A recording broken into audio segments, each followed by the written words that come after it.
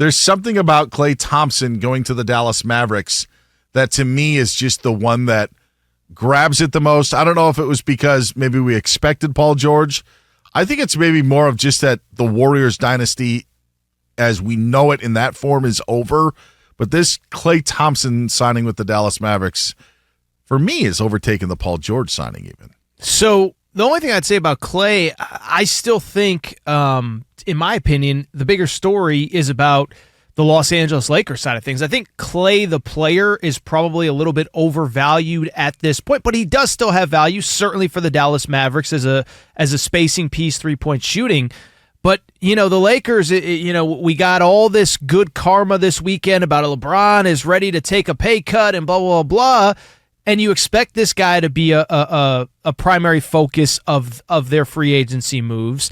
And everybody knows it, but he's from LA. His father played for the Lakers. So I just look at it from the Lakers as, I don't want to say free agency's over, but there's a lot of big names off the board. And the only major move that has been made is you added Dalton Knecht to Bronny last week. So I don't know how much Klay fundamentally changes, if he changes at all, Dallas, but I do think it's kind of another kick in the you-know-what for the Lakers this offseason. So, and I think it's an interesting take because we focus on the Warriors and we focus on the Mavericks, but there are reports that Klay met with both the Lakers and Mavericks in person last night and ultimately chose to sign with Dallas on a contract that was 3 years, $50 million, and they're trying to work on the three-team sign and trade to make this work that hasn't been finalized as of yet. But by all accounts, in the tweet from Woj was the state tax scenario state tax, played a little bit of a role, but also the fact that Klay maybe could have gotten more money elsewhere and then chose to go to Dallas. Do you think it's a LeBron thing? I mean, because maybe it's always a LeBron thing, or do you think it's the decisions that they made to appease LeBron that Klay wouldn't want to come to LA? Because I felt that was the likely scenario because of all Klay's connections. Why do you think he spurned the purple and gold then? Yeah, I'm not going to pin everything on LeBron. I think to me it's just more of a bigger picture. The Lakers, the opposite of Denny Green. They aren't who we thought they were. Like, you and I live in L.A., Monty, J. Stu, we all live in L.A., so we deal with this every day, but I still go back to the Dan Hurley thing of, Dan, the report comes out that he's going to interview, and all I hear is, well, you don't turn down the Lakers. And I just remember saying at the time, like, is it 1984?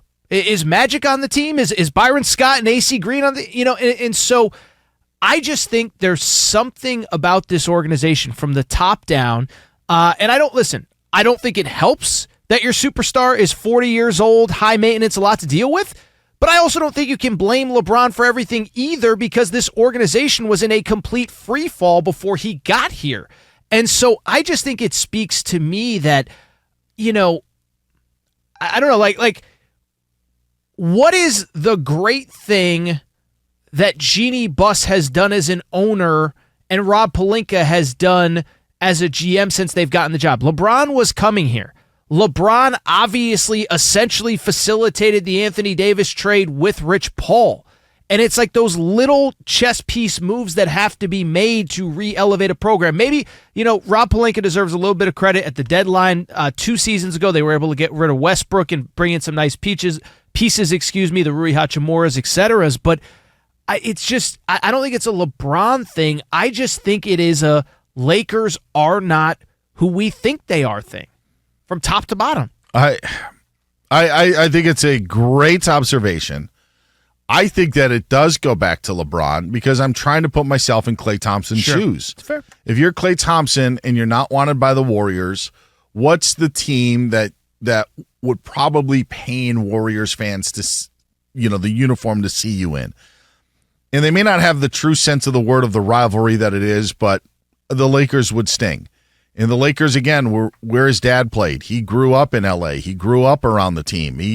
There was ample reason for nostalgia to go back to the Lakers. And the reason why I think this goes all the way to LeBron is because if you're coming from an organization where Klay watched how they built their championship teams, No doubt. saw how Steve Kerr operated, how their assistants operated, and now you go to a team that is drafting a second rounder because, to your point, your 40-year-old star player happens to be his son. You're hiring the head coach, for as great as J.J. Redick may be, for all intents and purposes, we feel because LeBron had a connection to him, where they wouldn't give Dan Hurley the money. I mean, you talk about turning it down. If they actually would have given him a real legitimate contract offer and made it a much more difficult decision, then you would have maybe had more of a reason to take the job if you're Dan Hurley. But that doesn't happen, so you find out that you lowball your head coach. You'd have to wonder where you think that organization is going, even with them being competitive to Denver, which was something that I mentioned earlier, that maybe they aren't as far off as some people think, but I still just think that there's a huge gap for how good the West is, and for the Lakers to be a true title contender, I don't think that they are there at this point, and Klay could have helped that, but I don't know if it would have been enough to bring them to a title championship team. But all of that has gone by the wayside because of maybe what the Lakers presented and represented in Klay's eyes. Yeah, I'm trying to think of what the Lakers are. And I know this is supposed to be a Klay Thompson segment. He's not with the Lakers. But, like, they kind of, you know what they almost remind me of is they're like Colorado football. Like, no, and I know we got, intern Dean who goes to CU, but it's like at some point, like, Colorado kind of just ceased existing in the rest of the college football space. Like, it was his own thing, where people who care about Colorado football don't necessarily care about college football, but most college football fans kind of stopped caring about them after week 2, week 3. And that's kind of what I feel like the Lakers are at this point. They're certainly not irrelevant because they have LeBron. They're maybe going to be the most talked about team because of LeBron, Bronny, J.J. Redick. You love him, you hate him. He's swearing at his introductory press conference. But they're not really a contender. Like, it's just, I can't think of a lot of teams in sports where we know that they're not a contender, but they're, like, legitimately maybe the most interesting team to talk about, you know? It's funny you mentioned Colorado, because I would say up until maybe last year's run, isn't that Texas? I mean, yeah, you talk about fair. the brand of, because I do think that the Lakers brand is the biggest in the NBA. I've talked about it recently on the show. The star power, who they've brought in, there is still something to it, but the brand maybe doesn't match the results or the actions going on within those programs, whether it be the Lakers or Texas football for what we're talking about. I think that those things could equate. Like, Texas is always a part of the conversation, but it's not always for the right reasons. Fair. So in terms of winning and winning titles, again, taking out last year with their run to the college football playoff, but I think that would be a fair That's comparison. probably the better analogy. I just find it very interesting because I don't think anybody that's a real NBA fan legitimately thinks that they're a threat.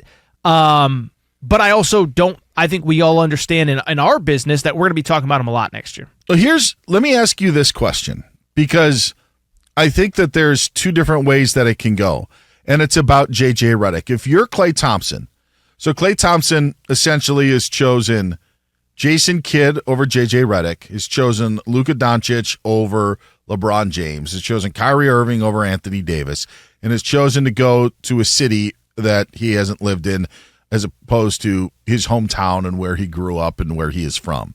That's what Klay Thompson chose. Do you think the J.J. Redick conversation for people coming in, or someone like Klay Thompson, is, I don't think J.J. Redick can do this, or because J.J. Redick was LeBron's guy, that is not a good sign to me on how things are likely to be run? So it's really interesting. It seems as though because of his work in the podcast that he clearly has respect of the current players. Like, at some point he sat down with all those guys. They clearly like him. I think if he was a coach somewhere else, he might get the benefit of the doubt. But I think that last point is so interesting because he's LeBron's guy, because they did a podcast together. I don't even think it's free agents. I think there's guys in that building that are probably like, am I going to get a fair shake, or is it going to be, coach's pet, teacher's pet? Basically it's as LeBron says. And that, I think that's actually a really interesting point that I hadn't factored in. I think we all think of like, do you want to play with LeBron? He overshadows everything. When you win, he gets all the credit. When you lose, he gets none of the blame. I don't think I factored in enough. If I was a player looking at that situation from the outside, I do think I'd look at it kind of side eye. And then the other thing that you have to factor in, I hate to say it because this was my hate it from our love it or hate it segment on the Doug Gottlieb show, is I think Bronny, fair or not, that has to be a factor too, right? Because is he going to make one appearance so there's a photo op? Is he going to be with the team every day? Is he going to be playing every game? Like, I do think those are like, if you're Klay Thompson, like, are we really about winning, or are we about doing it kind of winning, under the circumstances that LeBron is allowing us to? You know what I'm saying? I don't know if this all makes sense. Yeah, no, it does. But I think that has to be part of it. So, because what you're saying is we are bending over backwards to appease LeBron, yep. But are we doing it because LeBron's goal is to win championships, Or are we doing it because LeBron just wants his way because he feels he's owed that for what he has brought to the league? If you are also looking at LeBron willing to take a pay cut, listen, I do not want to criticize him for that. Yep. Because I feel that is a gesture to show, hey, I'm willing to take this, and he's done it before. They were able to make it work in Miami with how they did it. And I think that is something that NFL quarterbacks should maybe learn to do. LeBron is doing it for the reasons that he wants. But there's also this catch-22, or the other edge of this, you want to say double-edged sword, is if LeBron is taking a 20% pay cut, then things better be going LeBron's way. Fair. In that case. And because some have pointed out, you hired LeBron's coach, you drafted his son. In turn, is he doing this to help the Lakers out? Like, would he take a pay cut? Is he doing this like, hey, thanks yes. for doing that. I'll take a pay cut for you guys for doing me a solid, and we'll make this thing work.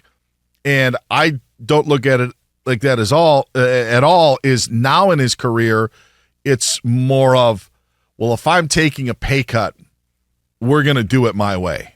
Yeah. And that would be also something where you think on the surface it is appealing for someone like, oh, good, they're going to make room for money for me. But maybe for someone like Klay Thompson, it isn't as much because of how much, equity he's got in the game. And at this point in his career, maybe he doesn't want to. He's not going to overtake LeBron for minutes and scoring and any of that, but just in the culture of your locker room and team, maybe he doesn't want to deal with that. Yeah, and I think also, is he going to be holding it against you if that money is spent in a place that, if I can't think of a hypothetical player that they would spend that money on, but I just bring it up because, like, and we know some of the things that he's wanted in the past he didn't get. He didn't get Kyrie when he wanted him. He didn't get John Wall when he wanted him.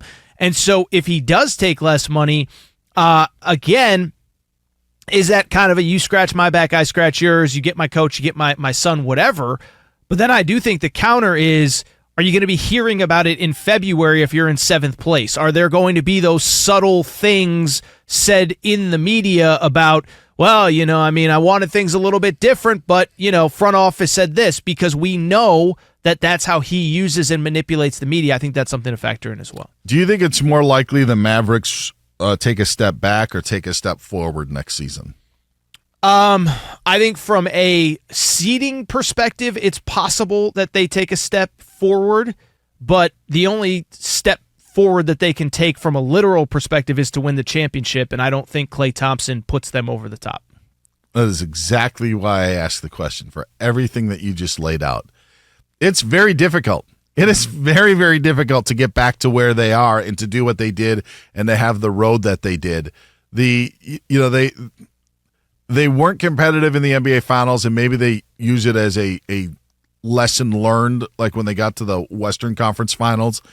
There would be that natural progression for them to that point. But, yeah, I think it's difficult. And in that West, Woj reporting that because the Mavericks were within 3 victories of an NBA championship, let's be real, they were down 3-0, okay? Like It makes it sound like they were, a lot closer than maybe they were, at least within that series. And then he brought up the financial savings for Texas in California. Tax guy on Twitter is among the most annoying of all the Twitter personalities. Well, when you break down the tax brackets, it's like, yeah, okay, buddy, we can get it. If that was the case, wouldn't he have just gone where he could have gotten the most money? Because I don't think he's getting the most money from the Dallas Mavericks. Totally fair. So there is a bit of a balancing act, but I think your point about how this represents the Lakers, and not to inorganically make it a Lakers topic, but they were a finalist.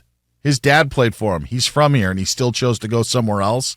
I think that's a pretty big deal. Well, and I think you could make the case that I wouldn't say that his role or his impact would be bigger, but that the decision itself, for all the reasons that you said, plus kind of stick it to the Warriors, there was a lot of things working in the Lakers' favor here. Let's put it that way. Obviously, the Mavericks right now are further along, but he chooses to be, and he chooses to be a Maverick. And with some of the bricks that the Mavs were throwing up, his shooting could be welcome in Dallas. Yes.